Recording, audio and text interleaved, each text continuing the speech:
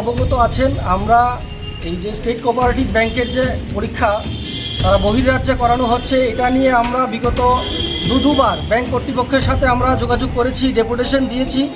আমরা এমডি সাহেবের কাছে রিকোয়েস্ট করেছি যে আপনারা এই রাজ্যের বেকার ছাত্রদের, গরিব এবং মধ্যবিত্ত ছাত্রদের বাইরে আসামের বিভিন্ন দূর দূরান্তে আপনারা পাঠাবেন না, এই রাজ্যে পরীক্ষার ব্যবস্থা করুন।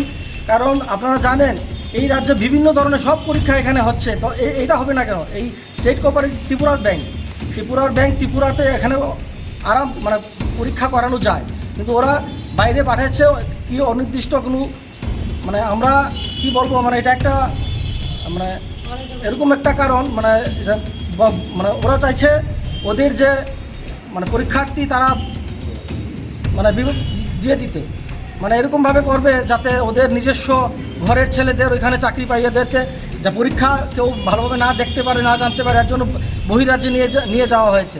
তো আমরা চাইছি এই পরীক্ষা এখনও সময় আছে, এখানে এই রাজ্যে পরীক্ষা আপনারা করান।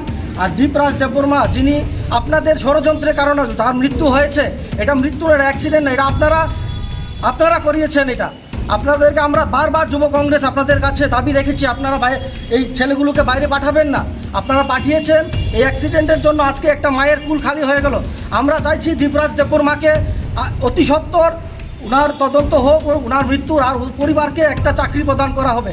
আর যারাই অসুস্থ আছে, যারা এখন ইনজোর্ড আছে, তাদের পরিবারের তাদের সুস্থতার দায়িত্ব ওদের নিতে হবে স্টেট কোঅপারেটিভ ব্যাংকের। আর এই ব্যাংকের এমডি এবং চেয়ারম্যানের আমরা পদত্যাগ দাবি করছি।